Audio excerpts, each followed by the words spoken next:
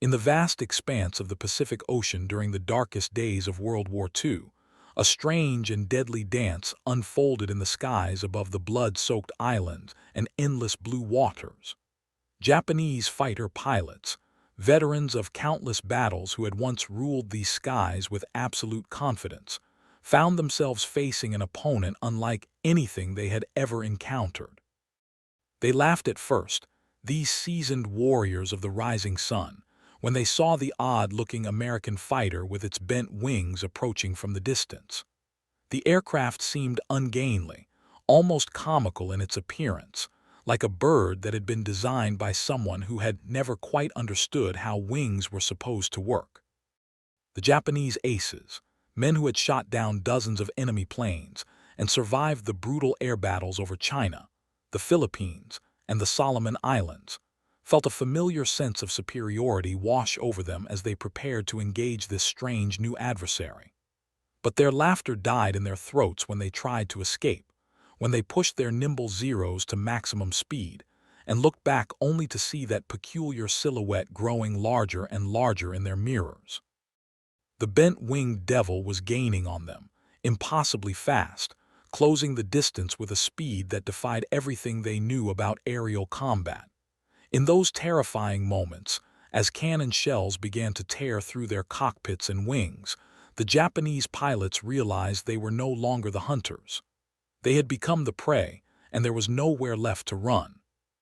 The story of the Corsair began not in the heat of battle, but in the quiet drawing rooms and engineering offices of the Chance Vought Corporation in Connecticut,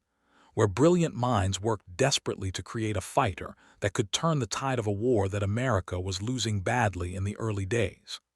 The year was 1940, and the United States Navy knew with absolute certainty that conflict with Japan was inevitable,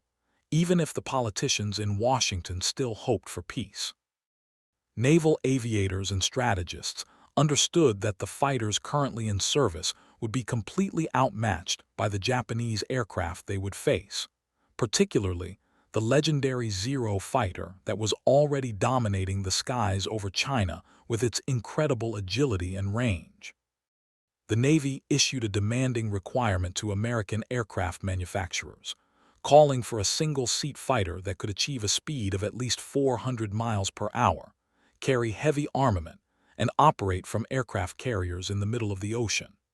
These requirements seemed almost impossible to meet with the technology available at the time, and many engineers believed that no single aircraft could possibly satisfy all of these contradictory demands. But Rex Beisel, the chief designer at Chance Vought, was a man who refused to accept the word impossible, and he gathered his team to tackle the challenge with innovative thinking that would change the nature of air combat forever. The key to achieving the incredible speed the Navy demanded lay in one critical component, the most powerful engine available in America at that time. Beisel and his team chose the massive Pratt & Whitney R2800 Wasp engine, an 18-cylinder radial powerplant that produced an astounding 2,000 horsepower, more than any fighter engine had ever generated before. But this tremendous power came with a significant problem that threatened to derail the entire project before it even began. The engine was so large in diameter that it required an enormous propeller to absorb all that power and convert it into thrust, and the propeller needed to be over 13 feet across to be efficient. On a conventional fighter design, a propeller this large would have required landing gear so tall that it would be structurally impossible to build and far too heavy for carrier operations. The aircraft would either scrape its propeller on the ground during takeoff, or it would need stilts for landing gear, neither of which was remotely practical. Beisel stared at this problem for days, sketching various solutions and rejecting each one as unworkable, until a radical idea emerged that would give the Corsair its distinctive and unforgettable appearance. Instead of mounting the wings straight across the fuselage in the traditional manner, Beisel proposed bending them downward in the middle, creating an inverted gull wing design that would allow the landing gear to be shorter while still providing adequate clearance for that massive propeller. When the first prototype of the Corsair rolled out of the factory, in May of 1940. Experienced pilots and Navy observers gathered around it with expressions ranging from curiosity to outright skepticism. The aircraft looked like nothing anyone had ever seen before, with its distinctive kinked wings giving it a profile that seemed more suited to a child's toy than a serious combat fighter. The bent wing design created sharp angles where smooth curves would normally flow, and many observers quietly wondered if the Vought engineers had lost their minds in pursuit of speed. The cockpit sat unusually far back on the fuselage, positioned well behind the wings, giving the pilot a view that was partially obstructed by the long nose stretching out in front of him like the snout of some prehistoric beast. Everything about the Corsair seemed awkward and ungainly on the ground, where it squatted on its landing gear like a bird that had forgotten how to stand properly. But when test pilot Lyman Bullard climbed into the cockpit and fired up that massive double Wasp engine for the first time, the ground crew felt the earth shake beneath their feet as 2,000 horses roared to life with a sound like rolling thunder. The propeller spun into an invisible disc, and when Bullard released the brakes and began his takeoff roll, the Corsair accelerated down the runway with a ferocity that left experienced pilots shaking their heads in amazement. Bullard lifted off and retracted the landing gear, and suddenly the ugly duckling on the ground transformed into a beautiful swan in the air. The bent wings that looked so strange on the runway now carved through the sky with remarkable efficiency, and when Bullard opened the throttle to full power in level flight, the Corsair leaped forward with acceleration that took his breath away. The airspeed indicator climbed past 300 miles per hour, then 350, then 400, and still the aircraft kept accelerating as if it had been shot from a cannon. When Bullard finally leveled off and checked his instruments, he could barely believe what he was seeing. The Corsair had reached 405 miles per hour in level flight, making it the first American fighter aircraft to exceed 400 miles per hour,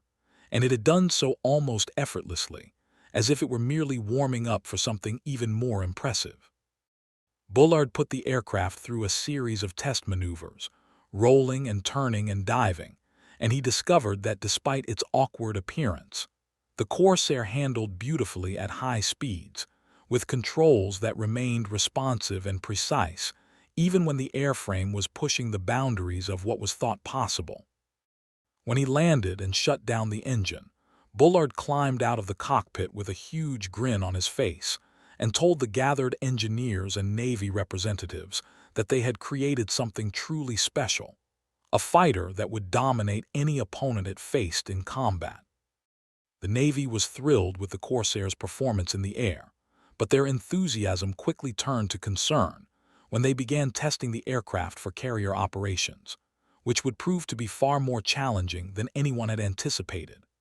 Aircraft carriers were the future of naval warfare in the Pacific, floating airbases that could project American power across thousands of miles of ocean. But landing on a carrier deck was one of the most dangerous and difficult tasks any pilot would ever face. The carrier deck was a tiny target bobbing up and down on the ocean swells, and pilots had to approach at precisely the right speed, an angle to catch one of the arresting wires stretched across the deck that would bring their aircraft to a stop in less than 200 feet. The Corsair's long nose, which housed that massive engine and large fuel tanks, created a serious visibility problem during the approach to landing. When the pilot lowered the nose to the proper angle for a carrier approach, he literally could not see the carrier deck in front of him, forcing him to fly a curved approach where he would look out the side of the cockpit and only straighten out at the last possible second before touchdown. This technique worked well enough for experienced pilots on calm days, but it was extremely dangerous for less experienced aviators or in bad weather when visibility was already limited. The problems continued to multiply as the Navy conducted more carrier trials with the Corsair. The aircraft had a tendency to bounce when it touched down on the carrier deck, and if the pilot was not extremely careful with his throttle and stick inputs, The bounce could turn into a series of increasingly violent hops that would cause the aircraft to miss all the arresting wires and crash into the barrier at the far end of the deck. The landing gear, which had been designed to be as short as possible while still accommodating that enormous propeller, was not as robust as the Navy would have liked, and hard carrier landings sometimes caused the gear to collapse or the aircraft to tip forward onto its nose. Even more concerning was the Corsair's tendency to stall suddenly and without warning at low speeds, particularly during the final turn onto the carrier approach where pilots were flying slowly with landing gear and flaps extended.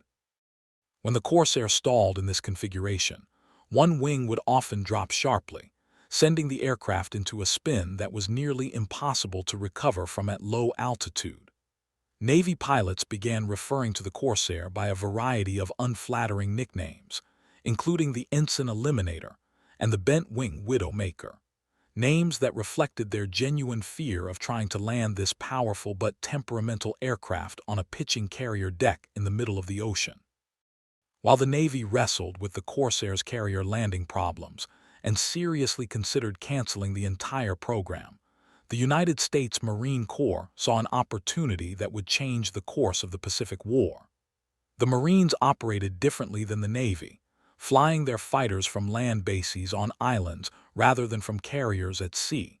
which meant that the Corsair's carrier landing difficulties were completely irrelevant to their mission.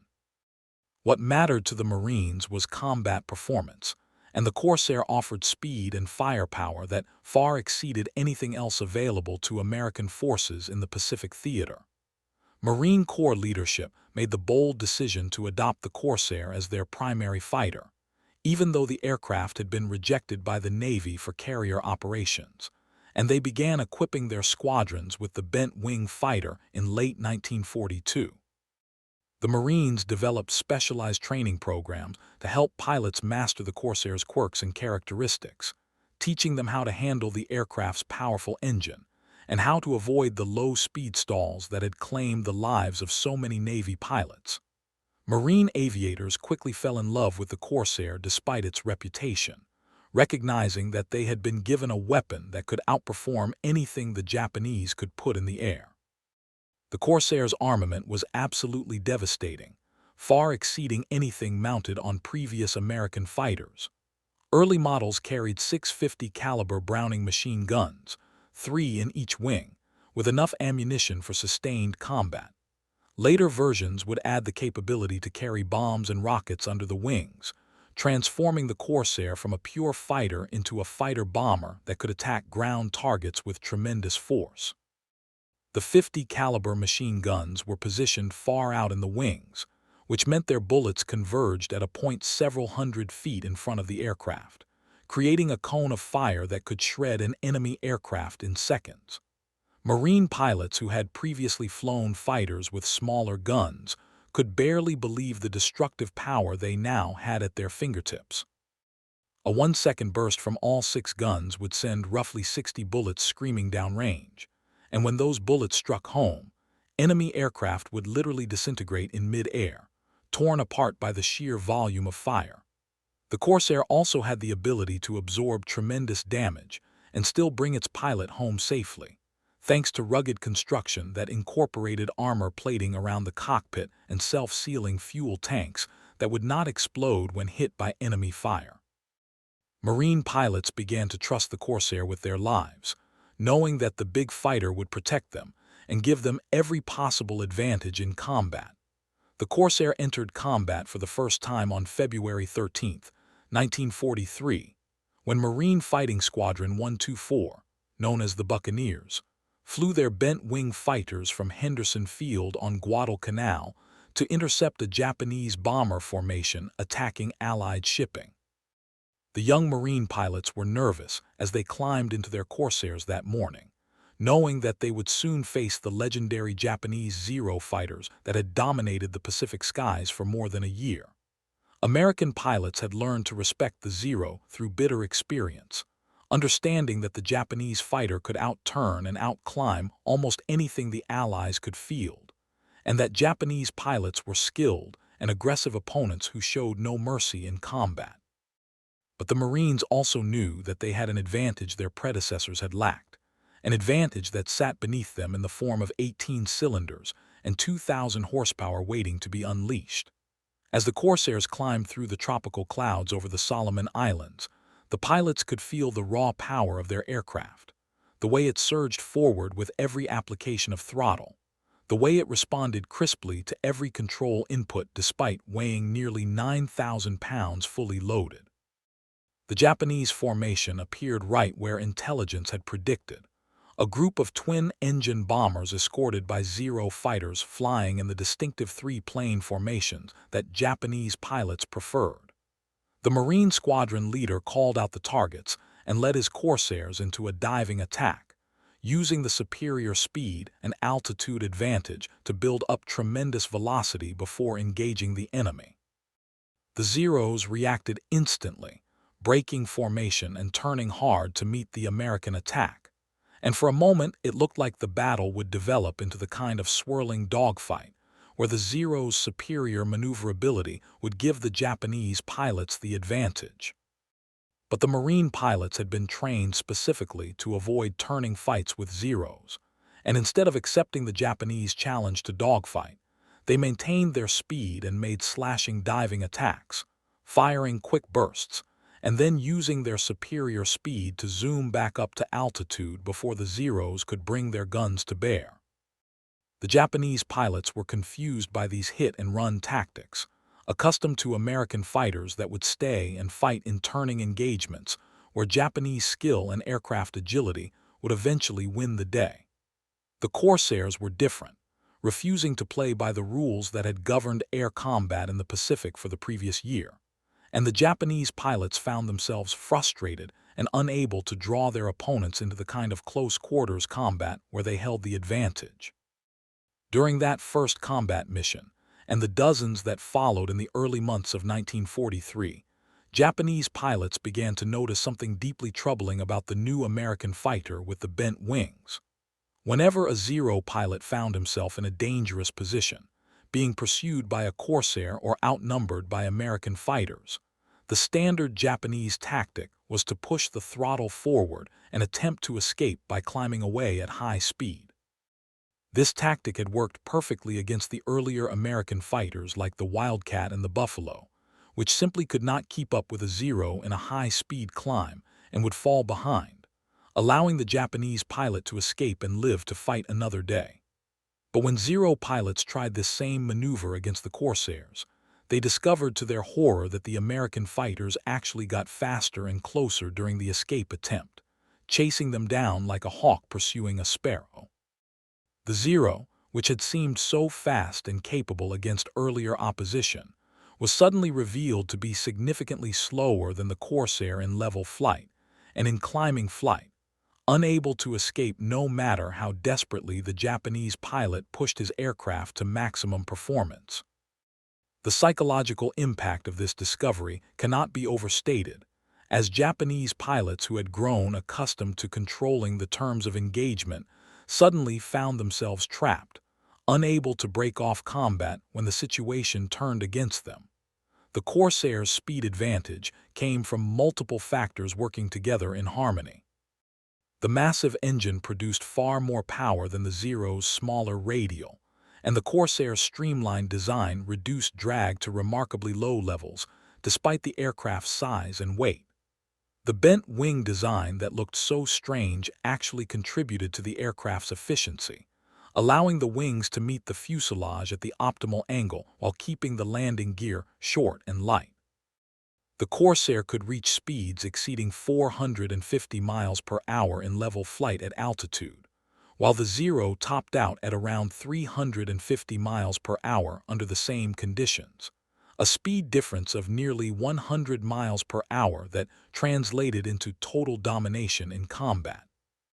When a Corsair pilot decided to pursue a Zero, there was literally nothing the Japanese pilot could do to escape except hope that the American pilot would make a mistake or run out of ammunition before the inevitable conclusion.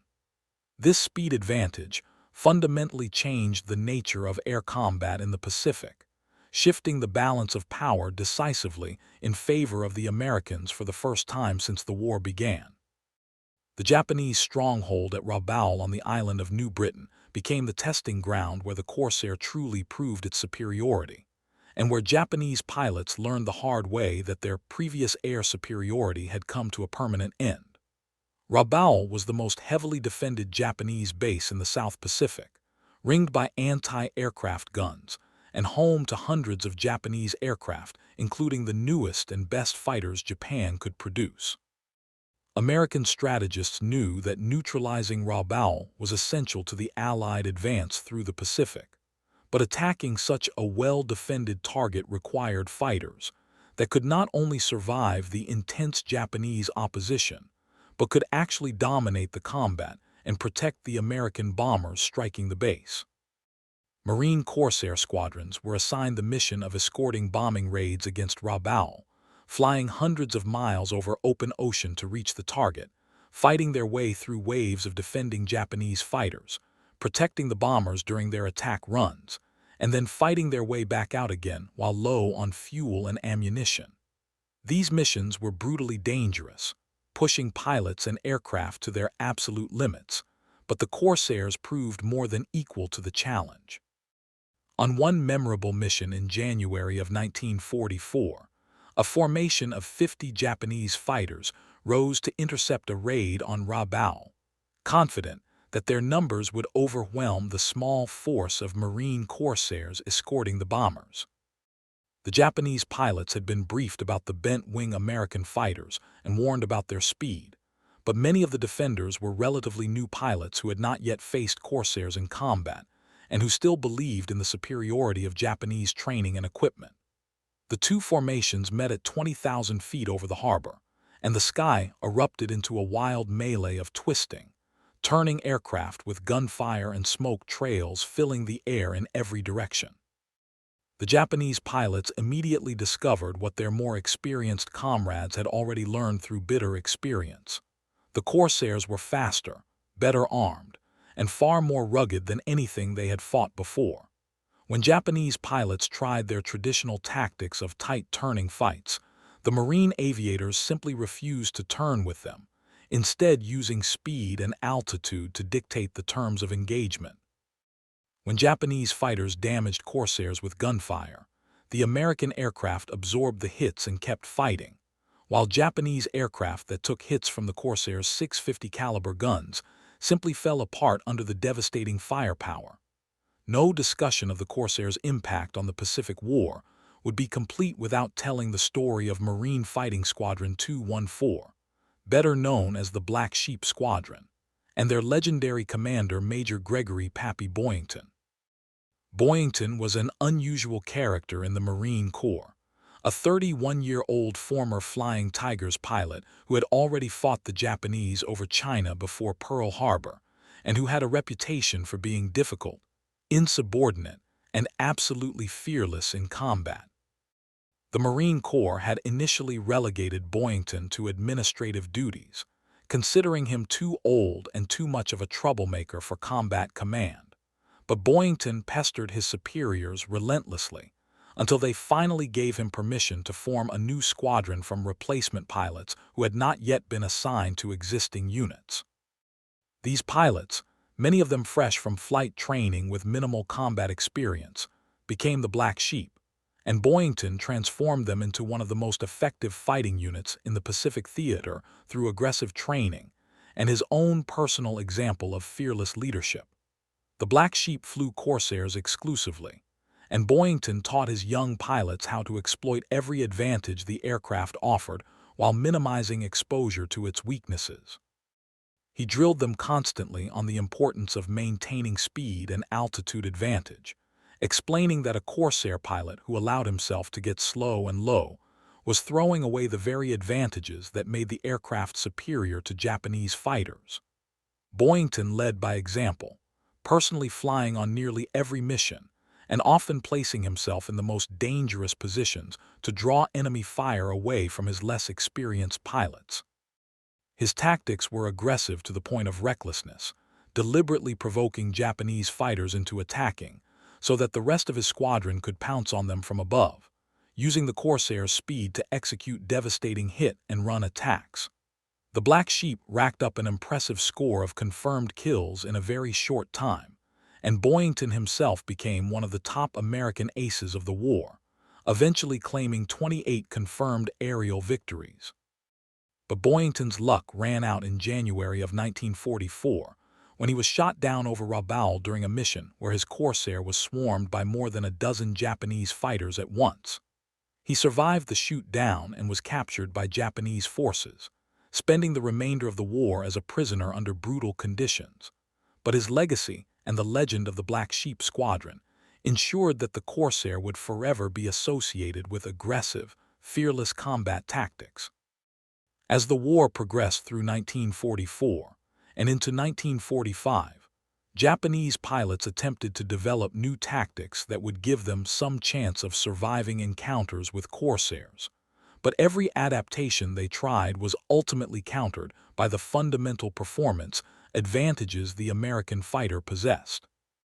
Japanese intelligence officers studied captured American flight manuals and debriefed pilots who had survived combat with Corsairs, trying to identify weaknesses that could be exploited.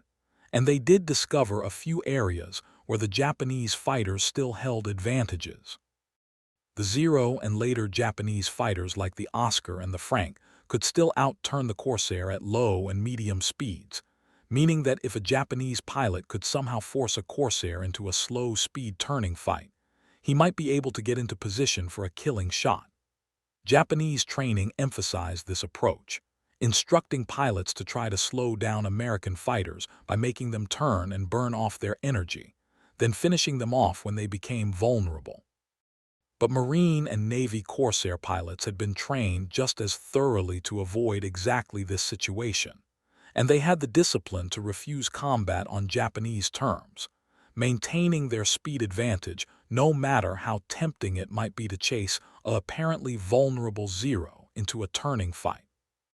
The Japanese also attempted to use their superior numbers to overwhelm Corsair formations, sending up large groups of fighters that would attack from multiple directions simultaneously, hoping to divide the American formations and force individual Corsairs into situations where they could be surrounded and destroyed. This tactic achieved some success in the middle years of the war, particularly when Japanese pilots could surprise American formations or catch them low on fuel after extended missions. But as American pilot training improved, and as more Corsairs became available to the Pacific squadrons, even the numerical superiority tactic became less effective. American pilots learned to fight as coordinated teams, with one pair of Corsairs engaging Japanese fighters while another pair remained high and fast, ready to dive down and help if their wingmen got into trouble. This mutual support system meant that even when Japanese fighters outnumbered the Americans, they could rarely isolate individual Corsairs long enough to bring them down.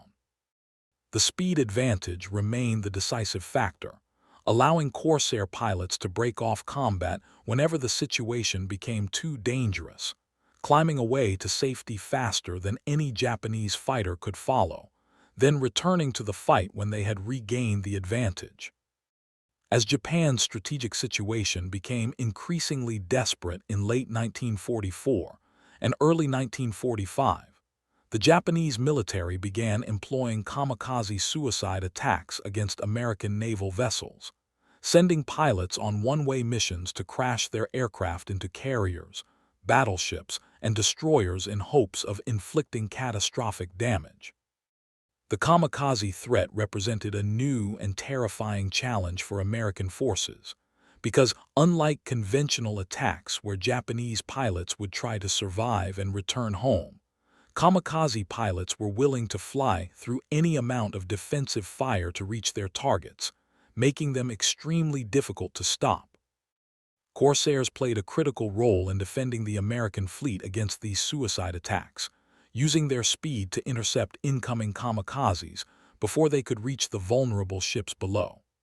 The Corsair pilots developed specialized tactics for kamikaze defense, patrolling at high altitude in sectors around the fleet, watching for incoming raids on radar, and then diving at maximum speed to intercept the Japanese aircraft before they began their final attack runs. The Corsairs' speed was essential for this mission, because kamikaze pilots often flew special high-speed attack aircraft or had removed armor and excess equipment from conventional fighters to make them faster and harder to intercept. The psychological burden of fighting kamikazes was enormous for Corsair pilots, who understood that every Japanese aircraft they failed to shoot down would likely kill dozens or even hundreds of American sailors when it crashed into a ship. There was no room for hesitation or second chances in kamikaze defense, and Corsair pilots had to make snap decisions about which targets to engage, and when to break off an attack that wasn't working to pursue a different target. The Corsairs' heavy firepower proved invaluable in this desperate work, because the 650 caliber machine guns could literally disintegrate a Japanese aircraft with a single good burst, ensuring that the kamikaze would never reach its target. Corsair pilots flew patrol after patrol during the invasions of Iwo Jima and Okinawa, the largest kamikaze operations of the war, spending hours in the air watching for threats, and then engaging in brief, violent combats when Japanese raids appeared. The strain was tremendous, with pilots flying multiple missions per day and returning to their bases or carriers physically and emotionally exhausted, but they continued to launch because they knew their shipmates below depended on them for survival. The Corsairs shot down hundreds of kamikazes during these campaigns, and while some suicide aircraft inevitably got through the defenses, the bent-wing fighters prevented countless attacks that would have inflicted far heavier casualties on the American fleet. While the Marine Corps had embraced the Corsair from the beginning despite its difficult handling characteristics, the United States Navy finally solved the carrier landing problems in late 1944 and began deploying Corsairs aboard aircraft carriers in large numbers. The breakthrough came from a combination of technical modifications to the aircraft and improved pilot training that addressed the issues that had made carrier landings so dangerous in the early years of the war. Engineers developed a new landing procedure that had pilots approach the carrier in a slight turn rather than straight on, allowing them to see the landing deck past the long nose of the aircraft until the very last moment before touchdown. The landing gear was strengthened to better handle the hard impacts of carrier landings, and modifications to the tailhook and arresting gear system reduced the bouncing problem that had plagued earlier carrier trials. Navy pilots went through extensive training in the new landing procedures, practicing over and over until the techniques became second nature. And gradually, the Corsairs' accident rate during carrier operations dropped to acceptable levels. The Navy's adoption of the Corsair for carrier operations greatly expanded American combat power in the final year of the Pacific War, allowing the fast carrier task forces to operate with fighters that could outperform anything Japan could send against them. Navy Corsair pilots flew escort missions for bombing raids against Japanese-held islands and the Japanese home islands themselves. They conducted fighter sweeps to destroy Japanese aircraft on the ground before they could threaten American ships, and they flew combat air patrol missions to protect the carriers from attacking Japanese aircraft. The Navy's experience with the Corsair confirmed everything the Marines had already learned about the aircraft's combat capabilities, with Navy pilots racking up impressive kill ratios against Japanese opposition. By the final months of the war, the Corsair had become the most numerous American fighter in the Pacific theater, with both Marine and Navy squadrons flying the type, and Japanese pilots had learned to fear and respect the distinctive silhouette of the bent-wing fighter that they could neither outrun nor outfight. In the closing months of World War II,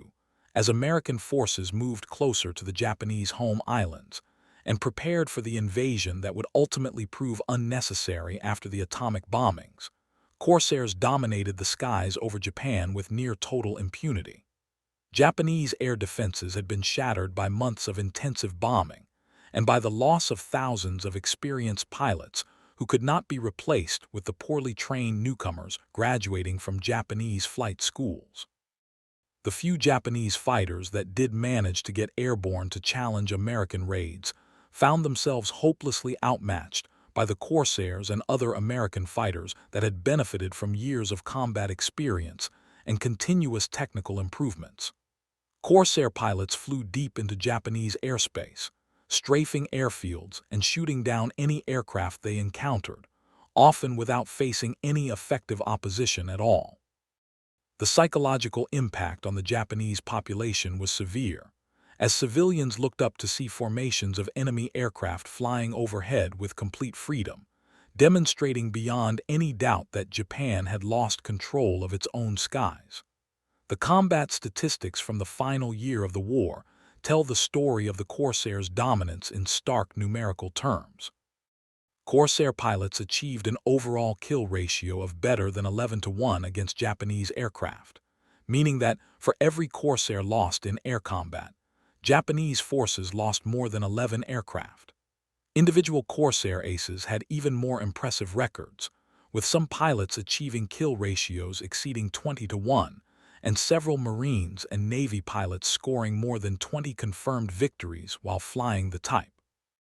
The Corsair also proved remarkably survivable in combat, with many aircraft returning to base with severe battle damage that would have destroyed lesser fighters, and pilot survival rates were significantly higher than in earlier American fighters.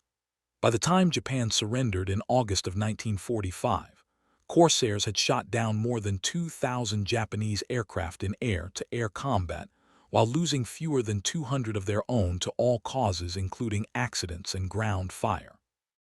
These numbers represented not just a tactical victory, but a complete technological and tactical domination that the Japanese had no answer for. When World War II ended with Japan's surrender in August of 1945, many military aircraft were quickly retired and scrapped as nations rushed to demobilize and return to peacetime economies. But the Corsairs' combat career was far from over.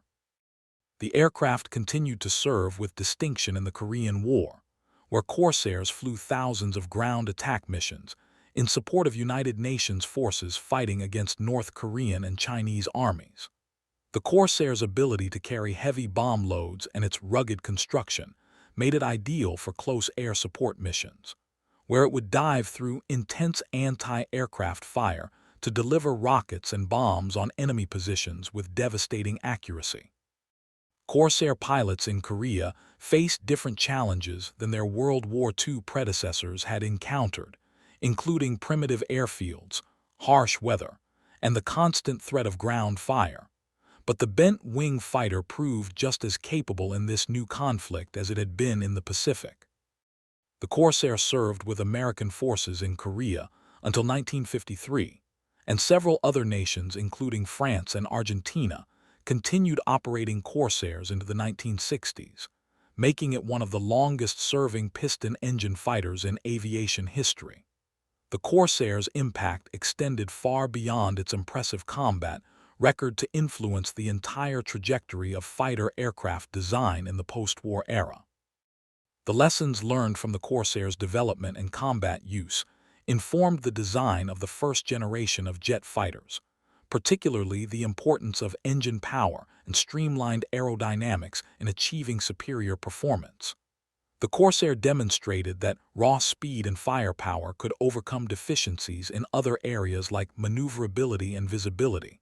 a lesson that would be applied repeatedly in jet fighter design. The aircraft also proved that seemingly radical design solutions like the bent wing could work brilliantly if the engineering was sound, and if the design truly served the aircraft's mission requirements. Aviation museums around the world now preserve Corsairs as cherished artifacts of the Second World War, and several privately owned Corsairs still fly at air shows, where their distinctive appearance and thunderous engine sound never fail to draw crowds of admirers. The sight and sound of a Corsair passing overhead at full power remains one of the most stirring experiences in aviation, a living connection to the pilots who flew these magnificent machines into combat more than 80 years ago. Behind the statistics and technical specifications, Behind the combat reports and the official histories, the story of the Corsair is ultimately a story about the young men who flew these powerful fighters into combat knowing that each mission might be their last. The average age of a Marine or Navy fighter pilot in World War II was barely 21 years old. Young men who should have been in college or starting careers, but who instead found themselves in cockpits over the Pacific Ocean,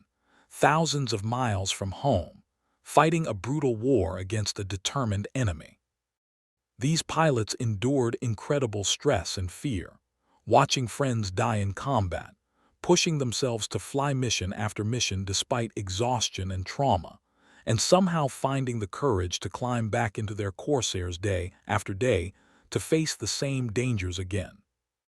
The physical demands of combat flying were enormous, with pilots experiencing tremendous G-forces during high-speed maneuvers that could cause blackouts or physical injury, enduring hours in cramped cockpits in tropical heat or freezing cold at altitude, and landing back aboard carriers or rough island airstrips while exhausted and sometimes wounded. The psychological toll was equally severe, as pilots dealt with the constant awareness that a single mistake or a moment of bad luck could result in death or capture. Pilots who were shot down over the ocean faced the terrifying prospect of floating in a life raft for days or weeks before rescue, exposed to the elements and to sharks while watching the horizon desperately for any sign of friendly ships or aircraft. Those shot down over land in Japanese-controlled territory faced capture and imprisonment under conditions that were often brutally harsh, with many American prisoners of war dying from mistreatment, disease, and starvation. Despite these dangers and the enormous stress of combat operations, the Corsair pilots maintained remarkably high morale and fighting spirit throughout the war, sustained by the knowledge that they were flying the best fighter in the Pacific and that their efforts were making a real difference in the outcome of the war. The bonds between pilots who flew and fought together became unbreakable, forged in the shared experience of combat and loss, and many Corsair veterans maintained these friendships for the rest of their lives, gathering at reunions to remember fallen comrades and to celebrate their survival and their victory. The story of Japanese pilots laughing at the Corsair until its speed made escape impossible is ultimately a story about how technological innovation and tactical excellence can completely reverse the fortunes of war. When the Corsair first appeared in the skies over the Pacific in early 1943, Japanese pilots genuinely believed they had nothing to fear from this strange-looking American fighter with its bent wings and ungainly appearance. They had grown accustomed to dominating American pilots in earlier fighters, and they had developed a sense of cultural and tactical superiority that led them to underestimate their opponents and their equipment.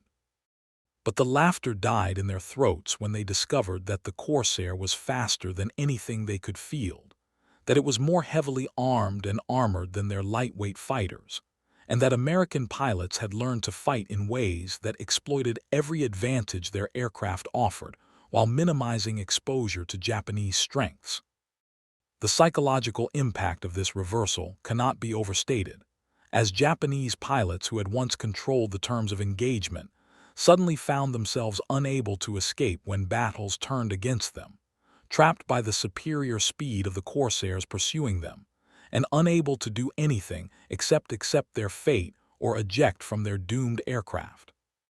The Corsairs' success in combat represented more than just superior engineering and manufacturing, though American industrial capacity certainly played a crucial role in producing thousands of these complex fighters, while Japan struggled to maintain production of far simpler aircraft.